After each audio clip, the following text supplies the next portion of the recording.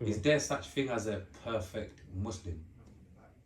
There is no such thing as a perfect Muslim. Come and talk to us. Apart from Hazrat Muhammad sallallahu alaihi wasallam and Hazrat Ali, right? Some Sahabis, I don't think we will, who also have erred. There's historical proof of this. The Panjatan, the five from Muhammad, apart from that, I don't think we will ever see a perfect Muslim.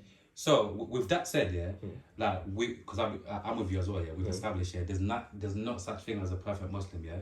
Us in this room as Muslim people as well, from different backgrounds, different cultures, but we're Muslim, yeah. Why do you think, yeah, like you've got certain, you've got certain sections of like Muslims who try to judge other people, other Muslims.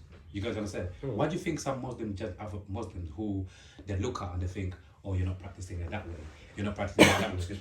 Like, you get what I'm trying to say? Why do you think is that? Because they're horrible human beings. They just happen to be Muslim. You know what I mean? You could find horrible Christians. You could find horrible Jewish people. Their religious label has nothing to do with their personalities, right?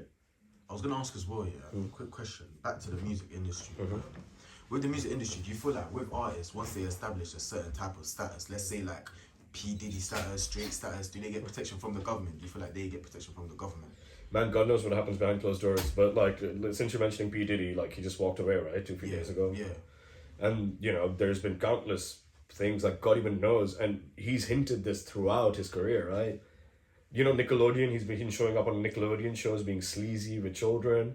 Yeah. Dan Schneider's thing. There's a very scary documentary about this and how children have been imagery wise shown in this way. Yeah, I saw that documentary as well.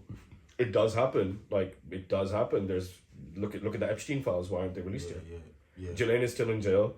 Trump is probably on those files. That's why they're not coming out. There's names of people on that passenger manifest. So it would be oblivious and quite ignorant of us to deny that this happens. Yeah. And there's some very high, powerful people involved in this. Yeah. Then you have the conspiracy angle of, what's the word? Adrenochrome? I don't know. Isn't it, it's about Illuminati when it comes to the artists? Okay, so Illuminati were actually scientists in the 1600s. Because the church was very Neanderthalically, fixated on its views. Okay. Science conflicted the church. Oh, wow. But over time, people realize that science is not necessarily against the church. Science and, like, if you discover something, it already existed in the world, and you just came across it. Whereas if you invent something, it's completely ground new, right? Yeah. So isn't science a glorification of God and his creation? In a way? Yeah. That, I don't know.